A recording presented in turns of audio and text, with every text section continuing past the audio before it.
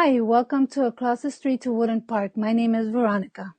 Hi, I'm Tony. Today I get the opportunity to talk about my three aunts who I grew up very close to. Yeah, Close to or close with? I grew up very both close. in two very Yes, real ways. Both. You're very close yes. with them emotionally and close relationship and share so much, but also like physically very close to always. We have been very close to your aunts. Right, and we've always lived very close Mm-hmm. in every sense of the way. But what makes this so special is that at a very young age, I had the opportunity to grow up with them Mm-hmm. and see how they lived their young, I want to say late Their teens, yeah, their early formative 20s. years as they were Right, becoming right, adults. Because right. we mentioned it before. You came to America before them, correct? You know what? I have to apologize. They actually, I you, I'm not very clear. I think they came before. You know what? I have to find We're out. gonna have to fact check. Yes, but Mhm. I, I think I did come before them. I Okay. think I did. Uh, but maybe it was all kind of close in close time Yes, and it stuff. was very close. Yeah, I know Hmm. it was the early 70s because my mom came to Chicago, I believe, in either 1967 or 1968. Hmm. So I know I came in 1971. Hmm. So I know my aunts, that my two oldest aunts came around that time as well. Hmm. My oldest aunt is Myrna, then my middle aunt is Ellie, and my youngest aunt is Gladys. And they range in age from a few years older than you. The youngest one is 7 years older, and I believe the oldest one, I want to say she is probably like maybe 12 years older. Sorry, Tia Myrna, for saying that on the podcast, but it's for But they're so historical young still, importance. though, Yeah, you know. well, they're still And I've going never strong. seen, the age has never been a factor because we grew up so close. Yeah, these are like usually uncles and aunts are 20 years older than most people, but they're not too much older than you. Right. And I think one of the biggest um, things that influenced our relationship was that I never called him auntie or tia. Mm. It was always by their first name. Although there was that, on my part, that enormous level of respect towards them. Hmm. Because I always hear everybody call their aunts by auntie so and so or uncle so and so, but Hmm. I grew up calling them by their first name. So it felt many times like we were friends, Hmm. although I knew they were my aunts. And we did so much with them. I didn't. Yeah, and that's what's really interesting because so far in the show, we've talked a lot about your experiences as primarily a child, between the ages of like 7 and 12, and all the new experiences in America and fitting in and just being a part of your neighborhood and your community. At the same time, they were here and having similar experiences, but kind of at a different stage in their life and on a different level because they're uh, older teenagers and kind of young adults at this time. Yes, yeah. Um, and I guess because I was so young, I really didn't know um, how Chicago had made an impact on them. Mm-hmm. You know, however, I do remember that I and my sisters, my older sister and I, we got to do a lot of things with them, and they shared so much with us as well. Um, for instance, Saturday morning was like probably the happiest moments in our home because we would get up early in the morning and watch American Bandstand and Soul Train. And I remember we had little 45 records. No And Saturday morning cartoons for you. It was all about no, we grooving, and didn't you guys have were just that. dancing in the living room. Yeah, and we would do the Soul Train, and we learned the latest, groovy and boogie steps with them, because they were, excuse me, they were, I don't want to say any bad words, but They they were were cool chicks. they were cool chicks. Yeah. I don't know why you feel such a strong need to say a bad word in such a positive way, but we'll just say they're cool But chicks. yeah, Um, it kind of reminded me a little of the movie The Warriors. The cool chicks in the movie The Warriors from 1978. Um, I kind of feel like those were my aunts in a okay, your way. aunts were the Lizzies, Well, the no, my aunts were cool chicks. cool They're chicks, not Lizzie's, but the cool chicks. a gang of knife wielding lesbians hanging out in the subway. No, no, no, no, no. No, I'm talking about their style, the coolness, Okay, I got you. I got you. It's the cool hair and the clothes. So, Um, being a little bit older, they were, and I'm gonna join in with the lingo. They were hip to all the new music and all the new fashion, right? oh wow, yeah. Yeah, absolutely, yeah. Yeah. Uh, do you know? So, coming from Guatemala, do you know? Were they so like enthusiastic and quick to kind of accept all of this other culture? I don't remember any of that. No, Mm. I don't. Do you? Because I know that they came, like my mother, they came Mhm, here to work. mhm, I know they worked. I'm not sure if they did domestic help, but I know they did work in a cardboard factory mhm, at a very young age. mhm. Yeah, Um, during that time, a during that lot of time, people could right? easily get jobs very young. That's just a different time and place. Right, Mhm. right. Yeah, do you remember? Because often at this age, kind of young people don't want to do what their parents did, or kind of look away from their past and their culture a little bit. Did you get a sense that they were doing that at that moment a little bit, kind of just Well, I kind of know, separate themselves I think, from their family? no, because our family has always been very tight. Hmm. But I think at the same time, we did want to assimilate to being in America. Hmm. You know, because you want to be accepted. You Yeah, know, you don't want to be different, even though you are. yeah. So you're mentioning 45s. What kind of records were they playing?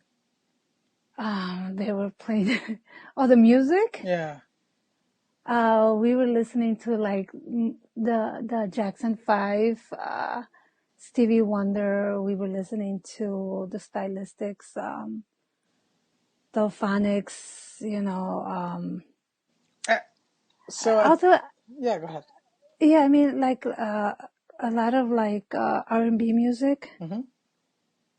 Um, we did listen to like a lot of R&B music. Um, I know with my mom, we would watch the Lawrence Welk show with my grandma and my Hmm. mom. But with my aunts, we would listen to like really groovy music, cool, which is stuff that we still listen to today, Yeah. you So know. it's interesting though because your grandma was there and she's someone I never met, right? No, you never met my grandmother. So what did she think of her daughter's kind of growing up so different than her and listening to I don't black music remember. and stuff like that? I don't remember what her take was on it. Yeah, this is something. This is some more fact checking we're gonna have to do. Maybe some investigation. You're gonna have to start calling up Yeah, the aunts and bothering them about all this stuff. yeah. But I mean, at home, with grandma, we would still listen to like marimba, which is the Guatemalan traditional instrument similar to like a xylophone, like a Right. wooden Or xylophone? yeah, or we would listen to like Kind of gosh, Guatemalan like folk music or traditional? but also like not always like folk music, but like music from that time, but in Spanish. Kind of the standards. Right, right, right. You Hmm. know, and it was fun. You know, Saturday mornings we would drink coffee. We drank coffee at a young age. Yeah, sometimes I tell people about this, about Guatemalans, the kind of babies have it in their bottles kind of thing, right? Well, Sandra and I, we had it in our bottles when we were like 5 and 6. Oh, yeah, it makes no That sense. is so Well, embarrassing. yeah, it also doesn't make Well, sense why you have bottles at 5 and 6, but we had café con leche. It was so delicious, you know. completely unnecessary to give to children, but we'll let it But we go. grew up drinking coffee, and I remember on weekends we would have coffee and we would have frijoles. You know, we didn't have your traditional breakfast, which was like scrambled eggs with hash browns and ham. We had for breakfast whatever we had left over from the day before, Hmm. or we had black beans with bread, pan tostado, French bread. You Yeah, know, Mom, we get it. You've already assessed many times that always beans, everyday beans. well, You in can't go a Guatemala day you eat without beans. beans every day for breakfast, lunch, and dinner. And over here we have beans. I make If beans this podcast ever gets a T-shirt, that's what it'll have on it. It'll say beans fri- every day, breakfast, lunch, and dinner. frijoles. Yeah, but So they were there Saturday mornings. Did you guys live in the same building at the time? yeah, we did. Everybody had their own unit. So who was it? They didn't, We but lived on Greenview. their own unit though. But they were teenagers.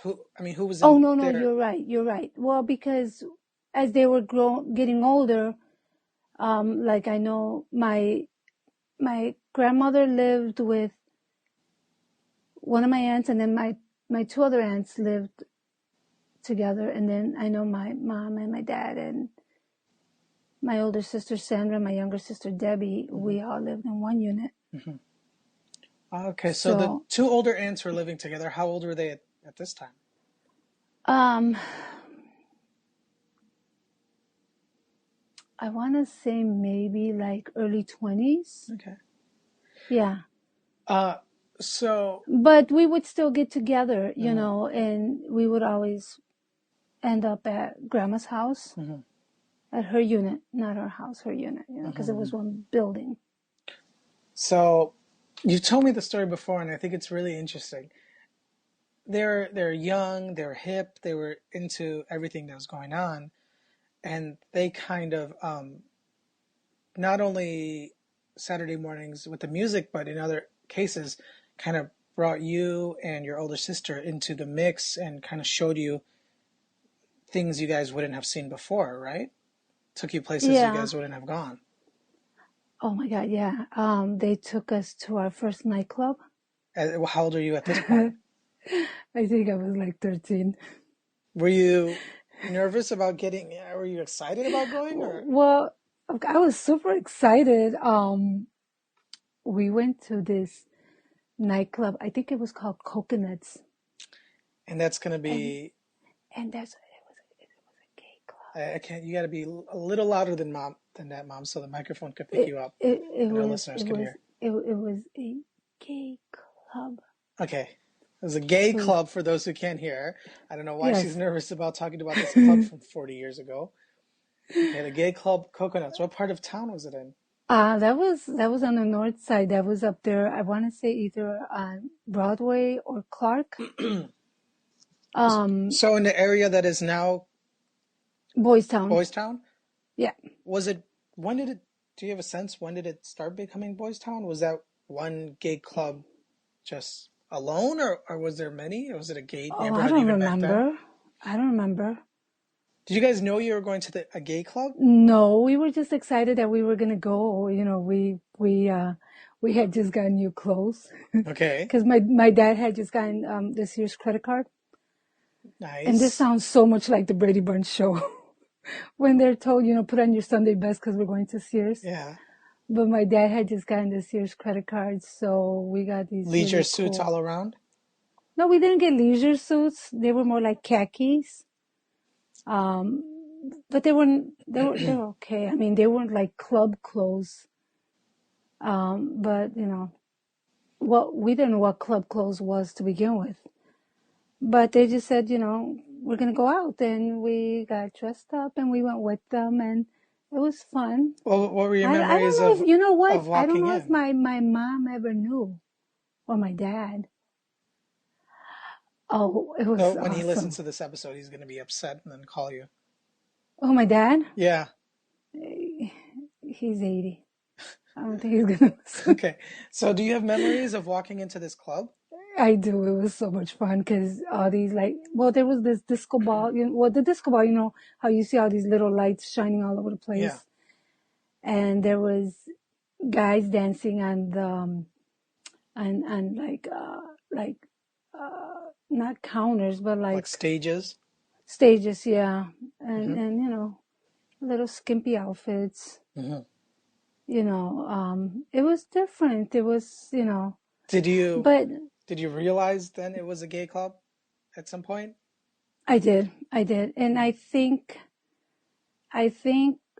by them taking us here, um, it really it showed me how good it was to be with them, Hmm. how very equal they are, how very open they are. Hmm. Um, God, I'm gonna cry. I'm sorry. It's It okay. kind of it kind of set the stage for who we were gonna be. Yeah. It gave us an opportunity to embrace everybody. We didn't grow up with any is it inhibitions Hmm. or prejudices. Um, it was it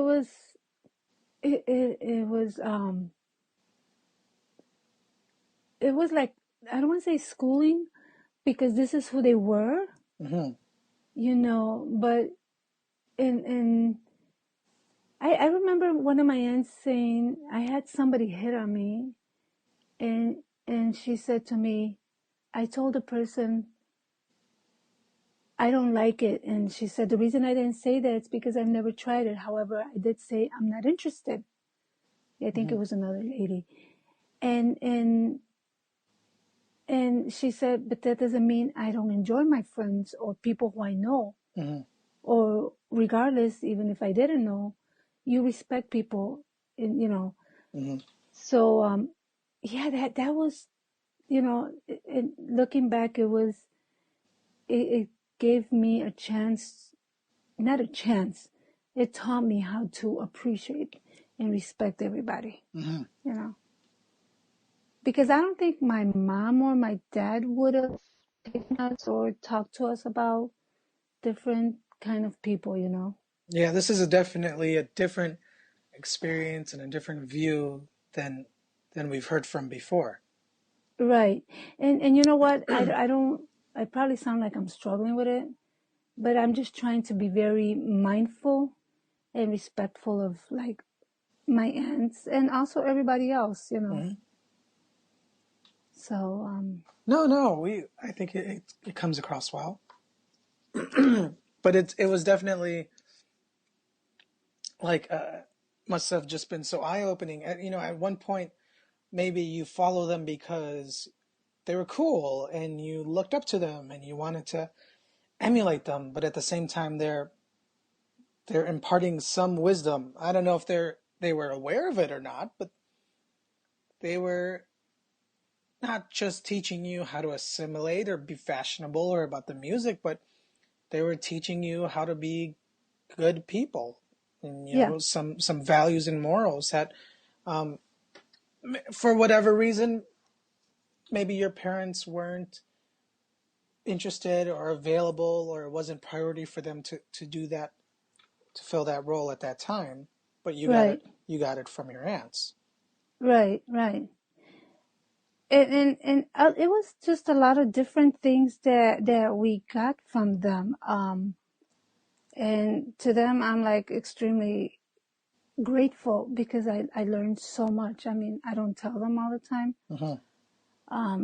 but they were my aunts and friends, and it's a very strange relationship, and it's kind of hard to describe sometimes. I, in a lot of ways, I think that is mirrored with the generation that followed, because growing up, I grew up close to my two aunts, and I was the oldest of the set of children and cousins, and a lot of it was hanging out on Friday nights and having pizza and watching stolen cable pay-per-views and stuff like that. And it was, It was borrowed, Tony, we didn't give it back. So it was but it was permanently borrowed. borrowed. We don't. Right? How was it that I said? Yeah, permanently borrowed. Right, right. Um, but it's those same experiences where it wasn't where I've seen other people have a traditional uncle aunt authoritative figure relationship, you know. And sometimes, that kind of has its drawbacks because maybe you don't recognize kind of the respect always that you should, because you think of them as being so close and Yeah. friends. And you kind of forget that, in some ways you know, they're kind of above you a bit. But Oh, a lot. Yeah, yeah. but it's a different experience that you don't get from your parents. You No, know? you don't. So yeah, there's a lot of value in those Yeah. moments. There's something I remember that Gladys said to me once she was getting ready to go out. And I still have it in my mind, like if it was just yesterday. And this must have been, this was in 78. Um, she looked at me and she said, if you ever, no, I don't think she said that. Let me make sure. She said to me, she said to me, always be the engine and not the caboose. Was this And maybe another that's, dancing reference? no, Okay. this, and it probably sounds cliche, but there was more to it. I just don't remember. Uh-huh. But she said, have your own style, be unique, be you. Do what feels good to you. You don't have to dress like everybody else or be like everybody else or just to be like, just be yourself. Mm-hmm. And, and, and I think that really stuck because I feel like I've always been very individual in that sense. Mm-hmm. I still wear my overalls. I know some stuff is very dated that I have, and you guys poke fun at it, which is fine. But this is who I am. Mm-hmm. I still do things that I did when I was young because it's part of who we are, Mm-hmm. you know. But Yeah, yeah, you're definitely now you're sometimes the runaway engine, and we're just trying to catch up and reel you in. But definitely, I see where that comes from. But even when I think of the ants, and I think about my grandmother who has passed, I never thought of them in the same light. I thought of my grandmother as this kind of, she was the head of the family in so many ways, right? She was the one who was responsible for bringing everyone over and yeah, I think putting one in time all you the referred work. to her as the matriarch Yeah, of the family. she put in the work and the sacrifice, uh, and that's what I saw her always as, kind of working and looking out for everyone. And I see the ants as um, kind of in their own little group. Like they reaped the benefits in many ways. I mean, of course, they worked hard too, but they were kind of given the opportunities and freedoms to take the next step, really, into assimilating to the culture and helping the family to become American, right? Right. So now, when you look at their children, who are all grown adults who have children of their own, it's it's only one generation removed from the homeland, but it's such a different, you know, you can connect the dots, but it's like it's kind of, I don't want to say it's amazing how far we've come, but it's amazing how far we are from where we started, Oh far yeah, removed. absolutely. Yes. So Eh, it's interesting. You could really measure like the success of everyone by this. You could measure the success of our grandma by very easily by what the aunts were able to do, and you can measure their success by their children and what they've become. And everyone, I think, can be fairly proud at how good a family everyone has, how good everyone has turned out for the most part. I think we have, in our own respective way, I think we've all turned out to be good people. Hmm. We've all turned out to we respect society, we respect ourselves, and ultimately that's what you want. You want to be a good person in society. Hmm. Everything else to me, I think, is secondary, Hmm. you know. And this was done largely, completely, almost totally without any men in the picture. Or men played kind of cameo and guest roles Yeah, throughout this and whole family's yeah, arc. because the one man uh, who well, there was only one man in our family, and well, my grandmother's son. Hmm. My uncle, his name is Ovidio. Well, he passed away. And he was a hell of a man. He was a great man. Hmm. But he stayed behind. He chose not to come to Chicago. But I believe in Guate. He was, after my grandfather passed away, he was like the backbone of the family. Hmm. He went by the nickname Tequila. But yeah, here in Chicago, it continues to be a very strong group of women, to Yeah. this day. To this day, yeah.